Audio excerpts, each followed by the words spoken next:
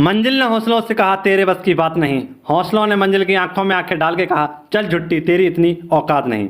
मित्रों, आप सभी के लिए आज फिर से लेकर हाजिर हूँ कुमार गौरव करंट अफेयर यानी कि फूल पत्ती करंट अफेयर क्लास नोट्स। मित्रों, आज हमारे क्लास में आपके लिए बहुत ही इंपॉर्टेंट कुछ टॉपिकों पर मैं चर्चा करूँगा। पहले मैं आप सभी को आज करंट अफेयर के जितने भी 10 क्वेश्चन हैं उनको समझाऊंगा और उसके बाद में आप सभी को पता है उत्तराखंड पीसीएस का हाल ही में लोअर पीसीएस का जो एग्जाम हुआ था उसमें से तमाम क्वेश्चन इस क्लास से फंसे हुए हैं। ठीक है मित्रों, तो आज सारे के सारे क्वेश्चनों को एनालिसिस करेंगे और एक एक क्वेश्चन मैं आपको समझाऊंगा, दिखाऊंगा और आप सभी लोग यकीन मानिए कि 150 में से लगभग 135 क्वेश्चन सर की क्लास से ही फंसे हैं। तो पूरा का पूरा हम रिवीजन करेंगे और उस पेपर को भी आज दिखाऊंगा आप लोगों को। यकीन मानिए आप सभी लोगों की जिंदगी बदल जाएगी उस पेपर को देखकर। आप सभी लोग समझ जाएंगे कि आपके लिए कितनी ज़्यादा इंपॉर्टेंट रहती है ये क्लास। तो आप सभी का स्वागत है, हार्दिक अभिनंदन है। स्वागत करता हूं मैं मनमोहन सप्ताह आपका फूल पत्ती करंट अफेयर क्लास नोट्स में। तो आइए देखते हैं आज का हमारा मोटिवेशनल कोड जो काफ़ी ऊर्जावान बनाएगा और आपके चेहरे पर खुशी लेकर आएगा, आपको काफ़ी हेल्प करेगा इस क्लास को पूरा देखने के लिए। आज का हमारा मोटिवेशनल कोड है मैदान में हारा हुआ इंसान फिर से जीत सकता है। मैदान में हारा हुआ इंसान फिर से जीत सकता है, लेकिन मन से हारा हुआ इंसान कभी नहीं जीत सकता। लेकिन मन से हारा हुआ इंसान कभी नहीं जीत सकता। हो चुका आगाज लड़का युग बदलने की तैयारी, जीत उसी की होगी जिसका संघर्ष है जारी। मित्रों, आप सभी को कुछ नहीं करना है, केवल और केवल इस आधा घंटे की क्लास को आपको पूरा डेली लेना है। डेली आपको कुछ ना कुछ नहीं करना, केवल आपको इसका क्लास का रिवीजन करना है। आप सभी का साथ, आप सभी का विश्वास इस क्लास को बहुत आगे ले जाएगा और आप सभी लोग इसी की सहायता से अपनी परीक्षा की खोपड़ी में छेद भी कर सकते हैं। आज इसका एहसास आपको लोअर पीसीएस, उत्तराखंड पीसीएस का पेपर देखकर पता चल जाएगा। तो आइए मित्रों, पहले धर्म पूरा करते हैं, देखते हैं आज का हमारा पहला क्वेश्चन क्या है। और पहला ही हमारा क्वेश्चन काफी इंपॉर्टेंट है परीक्षा की दृष्टि से। फोर्ब्स बिलियनर्स 2022 के अनुसार दुनिया का सबसे अमीर व्यक्ति कौन है। तो काफी फास्ट रिविजन चलेगा आज साथी लोग, ठीक है, साथ के साथ नोट डाउन करती रहेगा। फोर्ब्स बिलियनर्स यानी हाल ही में फोर्ब्स बिलियनर्स की रिपोर्ट जारी की गई है और बताया गया है कि दुनिया का सबसे अमीर व्यक्ति कौन है। तो इसमें सबसे अमीर व्यक्ति बना है एलोन मस्क। इसकी कुल संपत्ति का अगर हम आंकड़ा लगाएं तो कितना है, $219 बिलियन। सेकंड स्थान पर है जेफ बेजोस जो अमेजॉन कंपनी के मालिक हैं, लेकिन प्रेजेंट टाइम में इसके सीईओ कौन है तो आप सभी को पता चाहिए, एंडी जेसी। कौन है? Andy Jassy. बिल गेट्स ये चौथे स्थान पर है और आप सभी को पता है हिलाल पाकिस्तान हाल ही में एक अवार्ड था, इससे सम्मानित किया गया था जो पाकिस्तान का नागरिक सम्मान था, जिसे बिल गेट्स को दिया गया था। ये माइक्रोसॉफ्ट कंपनी के मालिक हैं। वहीं पर एशिया की अगर हम बात करें तो एशिया में यहाँ पर 10वें स्थान पर शामिल है मुकेश अंबानी। इनकी कुल संपत्ति है $90.7 बिलियन। ठीक है, एक और पुराना जो फोर्ब्स हरून लिस्ट जारी की गई थी उसके भी मैं आंकड़े लेकर आया हूँ आपके लिए। पहले आप देखते हैं कि एलोन मस्क के बारे में कुछ जान लेते हैं। टेस्ला, स्पेसएक्स, स्टारलिंक जैसी कंपनियों के मालिक कौन है? Elon Musk. Time person of the year 2021 के कौन बने थे? Elon Musk. Next, Falcon 9 rocket किसका है? तो ये फाल्कन 9 रॉकेट भी इन्हीं का है, जैसे 143 उपग्रह इन्होंने भेजे थे। हाल ही में आपको बताया सुंदर पिचोई ये गूगल के सीईओ हैं और सत्य नडेला ये माइक्रोसॉफ्ट के सीईओ हैं। इन दोनों को क्या दिया गया था? तो पद्म भूषण सम्मान से सम्मानित किया गया था। नेक्स्ट आप सभी के सामने हिलाल पाकिस्तान। ये हिलाल पाकिस्तान किसे दिया गया था? तो बिल गेट्स को दिया गया था। नेक्स्ट आप सभी के लिए इंपॉर्टेंट, ये पिछली प्रश्न में पूछा गया था आपसे, यानी आज से कुछ समय पहले ये क्वेश्चन पूछा गया था। हरून लिस्ट में सबसे टॉप पर कौन है? तो एलोन मस्क थे। सेकंड पर जेफ बेजोस थे और मुकेश अंबानी इसमें 90वें स्थान पर थे। ये पॉइंट आप सभी को याद रखना है। आइए बढ़ते हैं क्वेश्चन नंबर 2 की ओर। क्वेश्चन नंबर 2 आप सभी के लिए बेहद इंपॉर्टेंट है। क्वेश्चन नंबर 2 पूछा गया है कृषि उत्पादों में निर्यात में सबसे अधिक निर्यात किसका है? कृषि निर्यातों में सबसे ज्यादा अधिक निर्यात किसका है? तो इसका टॉप आंसर हो जाएगा चावल और ये चीनी लिख दिया है, चीन लिख दिया है यहाँ पे होगा चीन। क्या होगा मित्रों? चीन। पहले स्थान पर है चावल और दूसरे स्थान पर है चीनी। तो ये क्या हो गया? चाची। ठीक है, याद रख लेना पहले स्थान पर कौन है सबसे ज्यादा निर्यात में? तो चावल और सेकंड स्थान पर है चीनी। जैसा कि मैंने आपको कुछ समय पहले एक क्वेश्चन पढ़ाया था जिसमें भारत का सबसे अधिक निर्यात कितना बढ़कर हो गया था? तो 418। इसका एक निश्चित आंकड़ा सामने आ गया है और ये आंकड़ा निकल कर आया है $418 बिलियन का निर्यात। कृषि में अगर हम बात करें तो $50 बिलियन भारत का निर्यात है। वहीं पर आपको देखें वृद्धि कितनी हुई है, तो टोटल वृद्धि निकल कर आ गई है 19.92% वृद्धि हुई है। ठीक है, और सर्वाधिक गेहूं में हुई है तो कितनी? 273% इसमें वृद्धि हुई है गेहूं में। ठीक है, वहीं पर कृषि उत्पादों में सबसे ज़्यादा निर्यात किसका हुआ है? तो यहाँ पर आपको याद रखना है चावल और चीनी का। ठीक है, यहाँ चीन की जगह चीनी कर लेना, चीनी की जगह यहाँ चीनी हो गया है, मैंने चीनी कर दिया है। अब आप सभी के लिए बेहतरीन सी योजना है कुछ, इन्हें देखिएगा और समझिएगा। मुख्यमंत्री बागवानी योजना हाल ही में हरियाणा सरकार के द्वारा स्टार्ट की गई थी। फलों और सब्जियों के लिए यदि कोई नुकसान होता है, कोई प्राकृतिक आपदा आती है, तो उसके लिए पैसे की सुविधा उपलब्ध कराएगा कौन? हरियाणा। अफीम की खेती पर प्रतिबंध किसने लगाया? तो ये लगाया था किसने? अफगानिस्तान ने। ठीक है, नेक्स्ट आप सभी के सामने है गांजा की खेती पर प्रतिबंध किसने लगाया? तो ये गांजे की खेती पर लगाया था, माफ करना मुझे, आंध्र प्रदेश ने, और जबकि इस पर लगाया था अफगानिस्तान ने। सब्जी उत्पादन में सबसे बड़ा राज्य कौन सा है? तो ये है उत्तर प्रदेश। वहीं पर फल उत्पादन में पहले स्थान पर कौन है? तो ये है आंध्र प्रदेश। सब्जी की खेती को क्या कहते हैं? तो ओलेरीकल्चर। ओलेरीकल्चर यानी सब्जी वाला आता है तो आवाज लगाता है, क्या कहता है? ओ लेरीकल्चर, ओ लेरी, ले रही सब्जी, ले रही ना, ले रही है तो ले ले। फल और फल में आ जाएगा पोमोलॉजी। कौन सा? पोमोलॉजी। कौन सा आएगा? पोमोलॉजी। ये पॉइंट आपको याद रखना है। क्वेश्चन नंबर 3, प्रकृति क्या है? तो प्रकृति आप सभी लोग जानते हैं, वो वाला नेचुरल मत समझ लेना। प्रकृति क्या है? ये एक शुभंकर है। किसका? तो प्लास्टिक अपशिष्ट प्रबंधन को जागरूक बनाने के लिए एक हाल ही में क्या बनाया गया है? प्रकृति नामक एक शुभंकर बनाया गया है। और इसकी लॉन्चिंग किसने की है? तो इसकी भूपेंद्र यादव ये पर्यावरण मंत्री, इनके द्वारा स्टार्ट किया गया था। ठीक है, अब आप सभी के लिए कुछ इंपोर्टेंट शुभंकर हैं, जैसे कि टोक्यो ओलंपिक 2020 का कौन था? मिराइतोवा। पैरा ओलंपिक का कौन था? सोमेटी। खेलो इंडिया यूनिवर्सिटी गेम के तो बीरा, अपने बीरा। कौन भैया? बीरा हमारे पड़ोसी हैं ये। स्वच्छ गंगा मिशन कौन है? तो इसके हैं चाचा चौधरी, यानी नमामि गंगे मिशन कौन है? तो इसके चाचा चौधरी।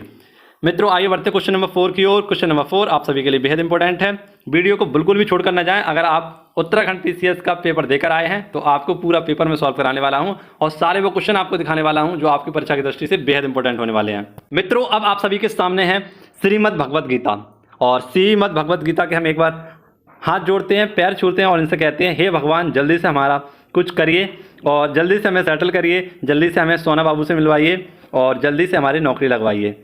ठीक है, तो सभी लोग भगवद गीता के एक बार हाथ जोड़ लीजिए, और अपने मन में जो कुछ भी हो सब कुछ मांग लीजिए। आज भगवद गीता आप सभी का कल्याण कर देगी। इसके बारे में आपको बहुत सारे फैक्ट बताने वाला हूँ। सभी लोग नमस्कार कर लीजिए एक बार। ठीक है, भगवद गीता के आप सभी को दर्शन हुए हैं आज। तो मित्रों आइए देखते हैं भगवद गीता और इसे समझने की कोशिश करते हैं।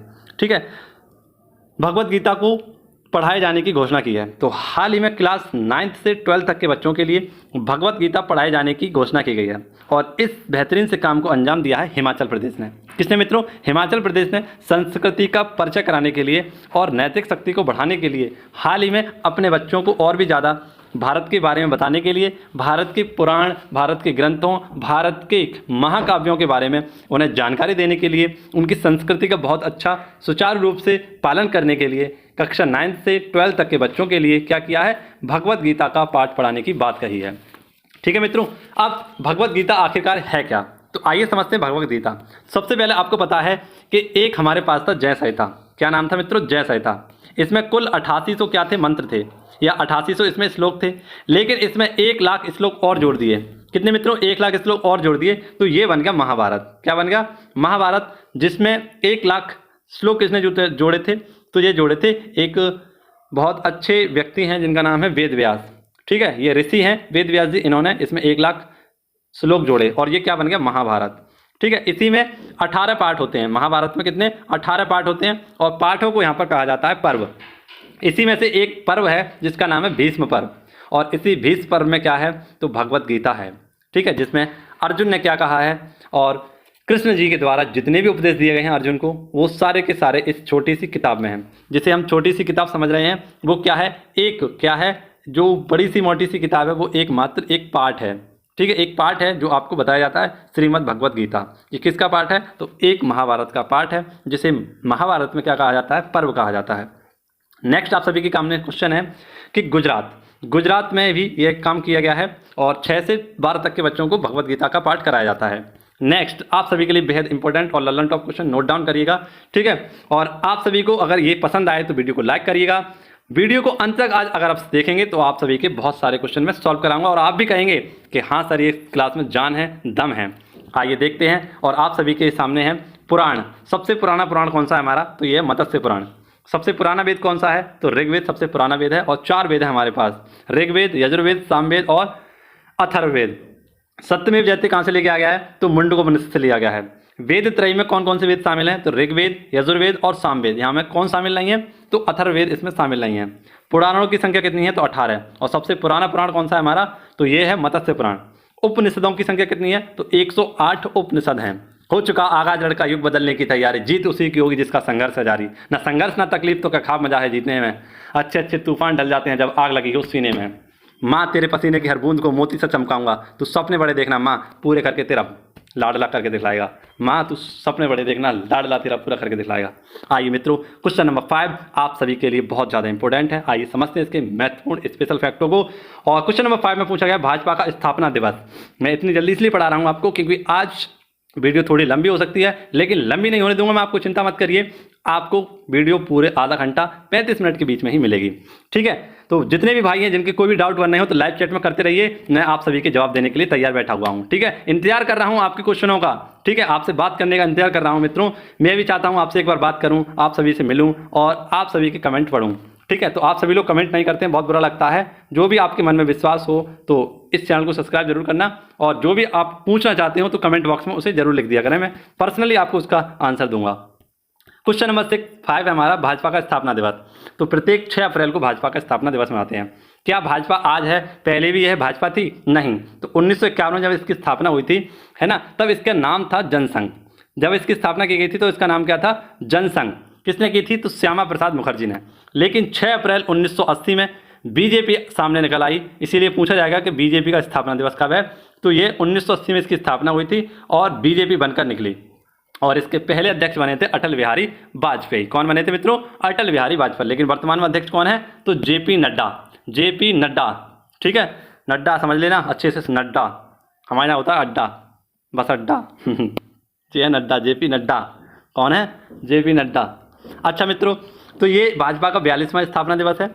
बीजेपी एकमात्र ऐसी 30 सालों में एक ऐसी निकल कर आई है पार्टी जो राज्यसभा में सबसे ज़्यादा सीट लेकर बैठी है, लोकसभा में सबसे ज़्यादा सीट लेकर बैठी है। तो राज्यसभा में इसकी सीटें कितनी है? 101, और लोकसभा में इसकी सीटों की संख्या है 303। ये 3 दशकों में ऐसा पहली बार हुआ है कि किसी भी राजनीतिक पार्टी के इतने ज़्यादा क्या हैं? सदस्य हैं या इनकी सीटें हैं। कुल पार्टी की अगर हम बात करें कि कुल कितनी राजनीतिक पार्टी हैं, तो 8 पार्टी हैं, और इनमें सबसे नवीनतम पार्टी है जिसका नाम है एनपीपी, नेशनल पीपल पार्टी। ये सबसे नई पार्टी है, और ये कहाँ पर है इसकी सरकार? तो मेघालय में। और इसकी पार्टी से सीएम कौन है? तो कॉनरेड संगमा। कॉनरेड संगमा इनकी चुनाव चिन्ह है कौन सा? तो पुस्तक इनका चुनाव चिन्ह है। आशा करता हूँ क्वेश्चन आपको बेहतरीन तरीके से समझ में आया होगा। पूरे क्वेश्चन का स्क्रीनशॉट लीजिए और छाप लीजिए अपने मन में, ठीक है। आइए बढ़ते हैं क्वेश्चन नंबर 6 की ओर। क्वेश्चन नंबर 6, अग्निपथ प्रवेश योजना। अग्निपथ, अग्निपथ, अग्नि, कर शपथ तू ना रुकेगा कभी, तू ना झुकेगा कभी, कर शपथ कर शपथ कर शपथ, अग्निपथ अग्निपथ अग्निपथ। क्वेश्चन है हमारा अग्निपथ प्रवेश योजना। अग्निपथ प्रवेश योजना यह भारतीय सेना में नई प्रवेश योजना है। क्या है मित्रों? नई प्रवेश योजना है। एक्चुअली ये कोई नई योजना नहीं है। ये अग्निपथ प्रवेश योजना आखिरकार है क्या? तो ये पहला था टूर ऑफ ड्यूटी। कौन सा? Tour of duty. इसी का नया नाम रख दिया गया है अग्निपथ योजना। इसमें होता क्या है? तो भारतीय सेना में प्रवेश करने के लिए एक नई योजना बनाई गई है। जैसा कि आपको बता दें कि इसमें क्या नया होगा अब, तो 3 वर्ष के लिए सेना में इसमें शामिल किया जाएगा, और उसके बाद सिविल कार्यों के क्षेत्रों में जो भी इसमें शामिल होगा उन्हें सिविल कार्य क्षेत्रों में लगा दिया जाएगा, ठीक है। और इसी का नाम बदलकर क्या कर दिया गया है? तो अग्नि प्रवेश योजना, ठीक है, अग्निपथ प्रवेश योजना। अब यहाँ पर आप सभी को पता है कि सेना में अभी 1.25 लाख करोड़, माफ करना करोड़ नहीं, 1.2 लाख 1.25 लाख पद खाली हैं। हिंदी में समझिए, ठीक है। हिंदी मीडियम के छात्र हैं तो हिंदी मीडियम में आपको अच्छे से समझा सकते हैं।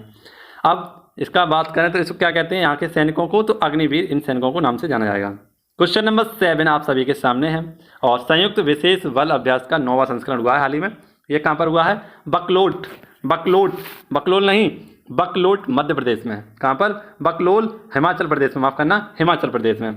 ये किस किस के मध्य होगा? तो किर्गिस्तान और भारत के मध्य होने चला है। किर्गिस्तान की राजधानी आप सभी को पता है बिश्केक है। क्या है? बिश्केक किर्गिस्तान की राजधानी है। यूक्रेन की राजधानी आपको बतानी है। कमेंट बॉक्स में कौन कौन बताएगा यूक्रेन की राजधानी क्या है? जो भी बताएगा बहुत अच्छे से पढ़ाई कर रहा है, ठीक है। क्वेश्चन नंबर 8, क्वेश्चन नंबर 8 है आप सभी के सामने, स्कूल चलो अभियान। स्कूल चलो अभियान ये वो वाला नहीं है, ये नया स्थान हाल ही में किया गया है। और ये किस लिए किया गया है? स्कूल चलो अभियान। तो 100% एडमिशन के लिए, 100% वैक्सीन 100% एडमिशन हो सके, है ना। इसीलिए ये चलाया गया है उत्तर प्रदेश में स्कूल चलो अभियान। और उत्तर प्रदेश में कहाँ से स्टार्ट किया गया है, तो श्रावस्ती। श्रावस्ती के बारे में जो भी पॉइंट जानते हो कमेंट बॉक्स में अवश्य बताएं। श्रावस्ती के बारे में आपको एक भी पॉइंट नहीं बताऊंगा, आपको बताने होंगे श्रावस्ती के बारे में पॉइंट, जो भी आप जानते होंगे उसके बारे में बताएंगे। ठीक है, तुरंत ही जाइए, अभी लिखिए और बताइए श्रावस्ती के बारे में, अभी लिखिए, चलिए जल्दी से जाइए और लिखिए अभी। ठीक है, कमेंट में भी लिखना और लाइव कमेंट में भी लिखना, दोनों में लिखना। दोनों में चाहूँगा कौन कौन इसका आंसर करेगा।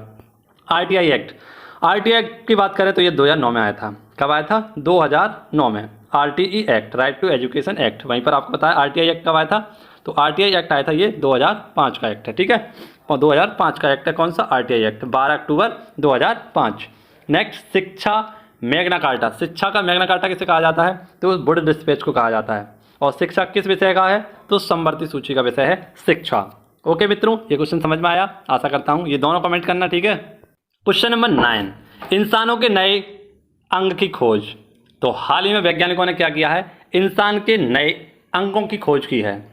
कौन सा यह नया अंग है, इसके बारे में जानते हैं। तो RAS, रेस्पिरेटरी एयरवे सेक्रेटरी, हाँ क्या नाम है इसका, तो रेस्पिरेटरी एयरवे सेक्रेटरी। ठीक है, ये फेफड़ों के अंदर पाया जाएगा ये नया अंग। हाल ही में वैज्ञानिकों ने इसकी खोज की है, इंसानों के नए अंग की।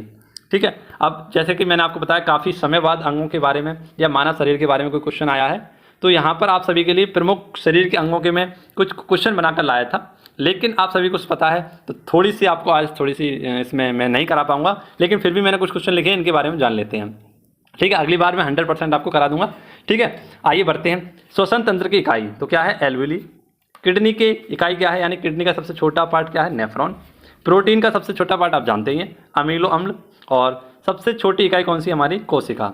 ठीक है, सबसे छोटी इकाई क्या होती है, हमारी कोशिका। शरीर की सबसे छोटी इकाई कौन सी होती है, कोशिका। आइए बढ़ते हैं क्वेश्चन नंबर 10 की ओर। और क्वेश्चन नंबर 10 आप सभी के सामने आपकी स्क्रीन पर ये रहा। क्वेश्चन नंबर 10 है, सबसे ऊंचा ओपीडी मेडिकल टावर। तो हाल ही में राजस्थान में, कहाँ पर मित्रों, राजस्थान में सबसे ऊंचा ओपीडी मेडिकल टावर बनाया गया है, राजस्थान के जयपुर में। राजस्थान के मुख्यमंत्री कौन है, तो अशोक गहलोत प्रेजेंट टाइम में राजस्थान के मुख्यमंत्री हैं। और कलराज मिश्र यहाँ के कौन है, तो गवर्नर हैं। तो हाल ही में इनके द्वारा क्या किया गया है, अशोक जी के द्वारा। तो अशोक जी के द्वारा, आप यहाँ पर निर्मल गहलोत मत समझ लेना सर जी। ठीक है बच्चों, हाँ दोस्तों, निर्मल गहलोत नहीं है, ये है अशोक गहलोत सर। और वो दिन भी दूर नहीं जब हमारे सर भी ऐसा कुछ कारनामा करके दिखाएंगे। ठीक है, तो 24 मंजिला यह इमारत है। और 24 मंजिला इस इमारत की खास बात है कि इसकी सबसे ऊंची जो इमारत है, इस पर क्या बनाया गया है, हेलीपैड। क्या बनाया गया है, हेलीपैड, यानी यहाँ पर एयर एम्बुलेंस भी आकर ठहर सके, यानी कोई इमरजेंसी में जब आए तो उसकी भी सुविधा है। और इसीलिए यहाँ पर इसकी ऊपरी बिल्डिंग पर क्या बनाया गया है, हेलीपैड बनाया गया है। ठीक है, अब आप सभी लोग कमेंट बॉक्स में बताना कि हेलीपोर्ट कहाँ पर खोला जा रहा है। अगर ये इसका आंसर आप देते हैं तो करंट अफेयर आपकी खोपड़ी में घुस चुका है। इसका आंसर बताइएगा कि हेलीपैड कहाँ पर है, हेलीपोर्ट हाल ही में कहाँ पर खोला गया है।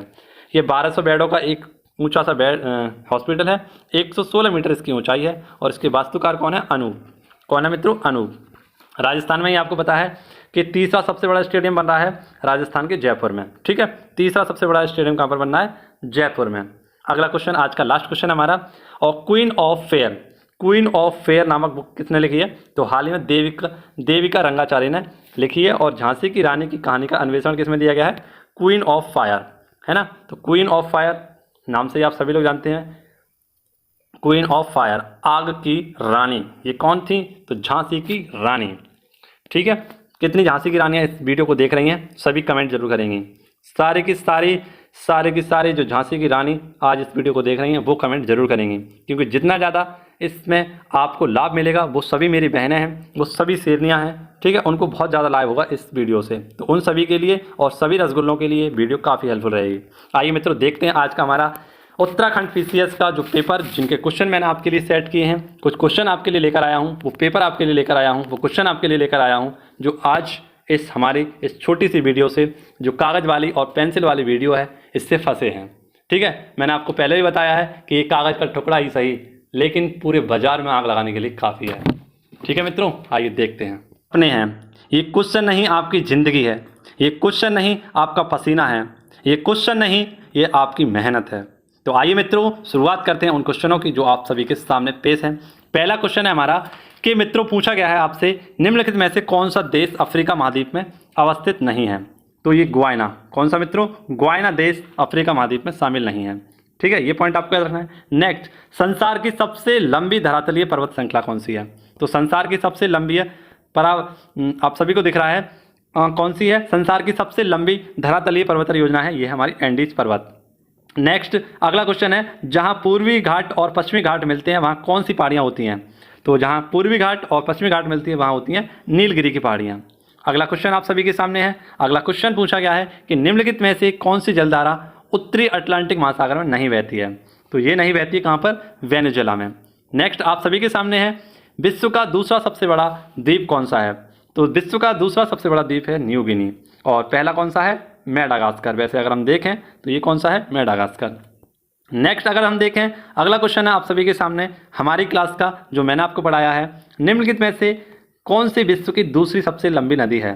तो यह है अमेजोन नदी, ब्राज़ील में बहती है, और यहीं पर आपको पता है अमेजोन नदी बहती है, और अमेजोन वर्षावन भी यहीं पर पाए जाते हैं, जिन्हें हम पृथ्वी के फेफड़ों के नाम से भी जानते हैं। नील नदी सबसे लंबी नदी है, ठीक है, इजिप्ट मिस्र में बहती है। नील नदी की सभ्यता क्या है? तो मिस्र की सभ्यता को ही नील नदी की सभ्यता भी कहते हैं। अगला क्वेश्चन है आप सभी के सामने, पूछा गया है निम्नलिखित में से कौन सा कायानंत्रित चट्टान का उदाहरण नहीं है? तो यहाँ पर डोलोमाइट, इसका आंसर क्या हो जाएगा? डोलोमाइट। कौन सा पठार अरावली एवं विंध्य श्रेणियों के मध्य है? तो ये कौन सा है? विंध्य श्रेणी और अरावली श्रेणियों के मध्य कौन सा है? मालवा। कौन सा? मालवा। नेक्स्ट, विश्व में देश का चीनी का कटोरा किसे कहते हैं? तो चीनी का कटोरा किसे कहते हैं? क्यूबा को कहते हैं। अगला क्वेश्चन आप सभी की स्क्रीन पर है, ये सारे के सारे लगातार क्वेश्चन फंसे हैं मित्रों, सारे के सारे लगातार, ये 1 से लेकर 13 तक क्वेश्चन लगातार फंसे हैं। अगला क्वेश्चन है, निम्नलिखित में से कौन सी नदी सतलुज नदी की सहायक नदी नहीं है? तो ये कौन सी नहीं है? ये यहाँ पर रावी नदी नहीं है। निम्नलिखित किसने कहा था कि वनस्पति, ये हमारा नहीं है क्वेश्चन, ये नहीं कराया है, ठीक है। क्वेश्चन में हम अगर देखें तो इसका आंसर बता देंगे कोपेन, इसका राइट आंसर हो जाएगा कोपेन। निम्नलिखित में से कौन सी परत सममंडल में सम्मिलित नहीं है? तो ये हो जाएगी आयन मंडल। कौन सी मित्रों? आयन मंडल। अगला क्वेश्चन देखें, अगला क्वेश्चन आपकी स्क्रीन पर,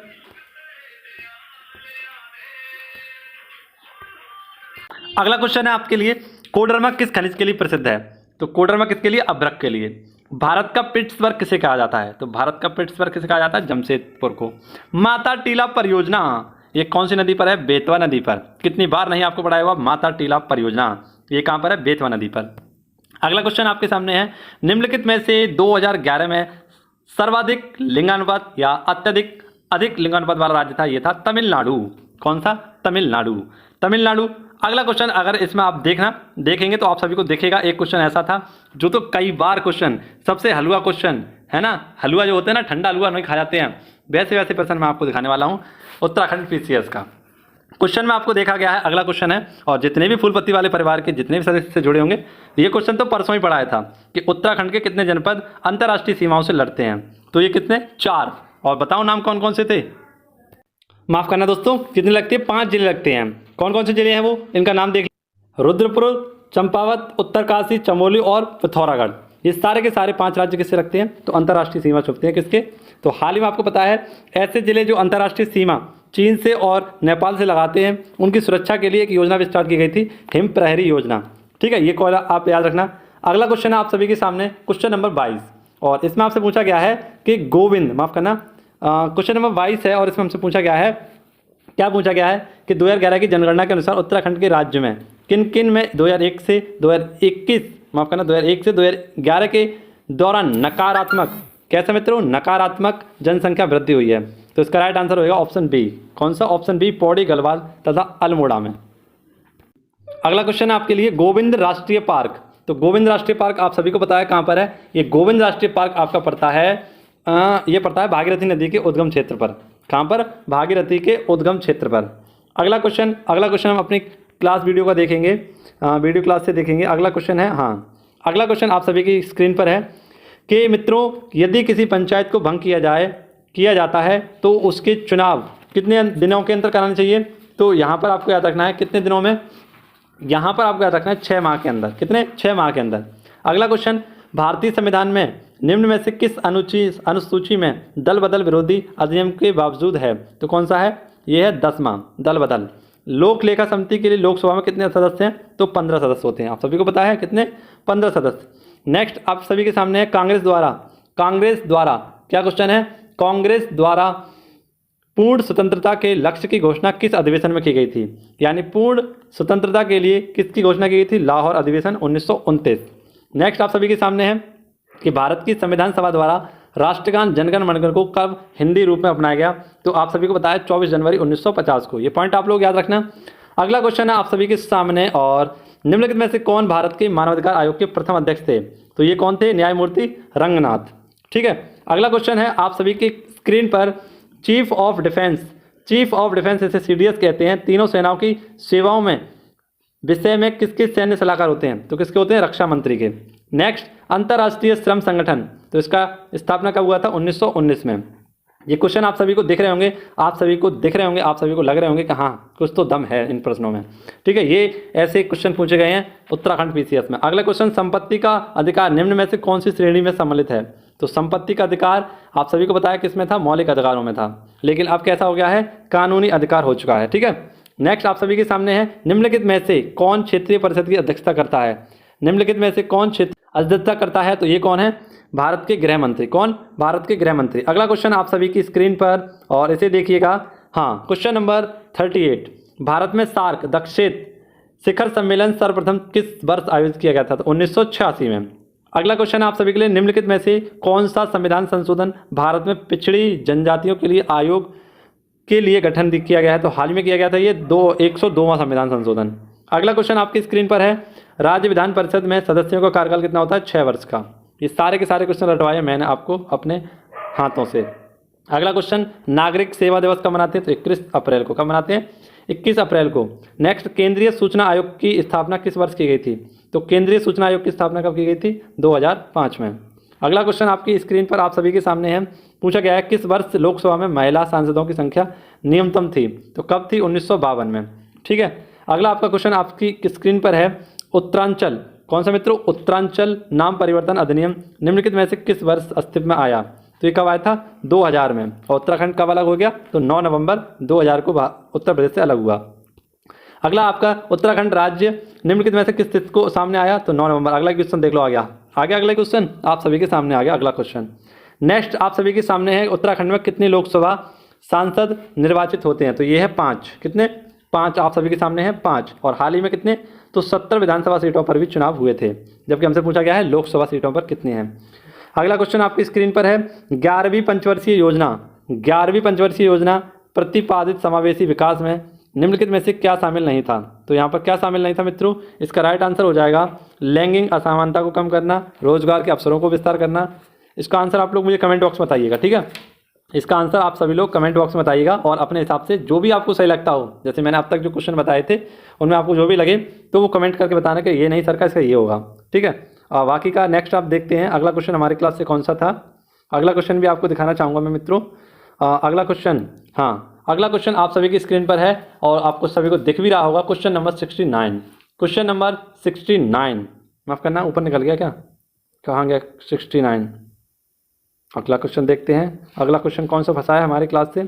जी हाँ मित्रों क्वेश्चन है हमारा कि उत्तराखंड में बैट किस वर्ष लागू किया गया था? 2005 में। कब? 2005 में इसे लागू किया गया था। उत्तराखंड में कितने पर्वतीय जिलों में 2011 में चाय विकास किया गया था? है ना, ये क्वेश्चन आपसे पूछा गया है और आपकी स्क्रीन पर दिया भी गया है। ठीक है, इसका आंसर करिएगा। हाँ, अगला क्वेश्चन हमारी क्लास का है, आप सभी के सामने है। रामसर स्थल क्या है? तो क्या है? अंतर्राष्ट्रीय महत्व की आर्द्र भूमियाँ हैं। 1971 में क्या हुआ था? आर्द्र भूमि सम्मेलन हुआ था ईरान में। अगला क्वेश्चन, नोबेल पुरस्कार फंसे मित्रों। क्या? नोबेल पुरस्कार। और कौन सा नोबेल पुरस्कार? तो रसायन शास्त्र का नोबेल पुरस्कार फंसा है।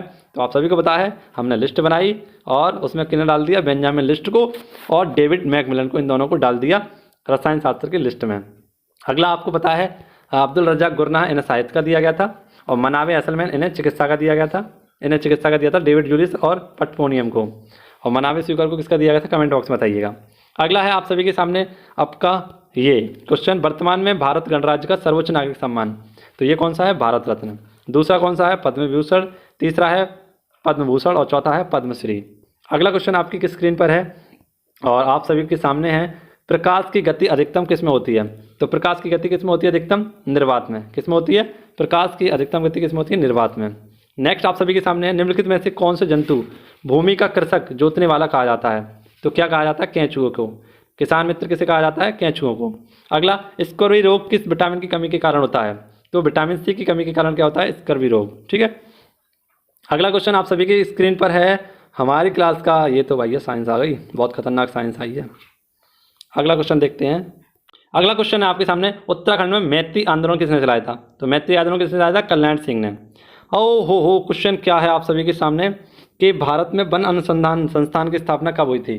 भारत में वन अनुसंधान संस्थान की स्थापना कब हुई थी? तो ये हुई थी 1906 में। कब हुई थी? 1906 में। अगला क्वेश्चन निकल गया हमारे हाथ से, उत्तराखंड में किस स्थान पर भारतीय मौसम विज्ञान विभाग के डॉपलर वेदर रडार को स्थापित किया गया था? तो डॉपलर वेदर रडार को कहाँ पर स्थापित किया गया था? ये आपको पॉइंट यहाँ पर टिक करना है, ऑप्शन सी, गढ़मुक्तेश्वर या मुक्तेश्वर में, माफ करना मुक्तेश्वर में। अगला आप सभी के सामने क्वेश्चन नंबर 100 आगे देखेंगे हम इससे। क्वेश्चन नंबर हमारा अगला था, हाँ, निम्नलिखित में से कौन सा वृक्ष, कौन सा उत्तराखंड का राजकीय वृक्ष है? तो उत्तराखंड का राजकीय वृक्ष क्या है? बुरांस। कौन सा? बुरांस। एक और नोबेल पुरस्कार पता है जिसका नाम है शांति का नोबेल पुरस्कार, और आप सभी को पता है शांति का नोबेल 2021 किस में दिया गया था? तो मारिया रेसा और दिमित्री मुराटोव को दिया गया था। नेक्स्ट आप सभी के सामने क्वेश्चन, मैंने कई बार इस क्वेश्चन को पढ़ाया था, अन्नपूर्णा पर्वत पर चढ़ने वाली प्रथम भारतीय महिला कौन सी है? तो ये है प्रियंका मोहिते। जब मैंने 3 प्रियंका नाम बताए थे आपको, प्रियंका राधाकृष्णन, प्रियंका मोहिते और एक प्रियंका नौटंकी, ये 3 नाम आपको बताए थे और इनमें से एक प्रियंका आपकी फंस चुकी हैं।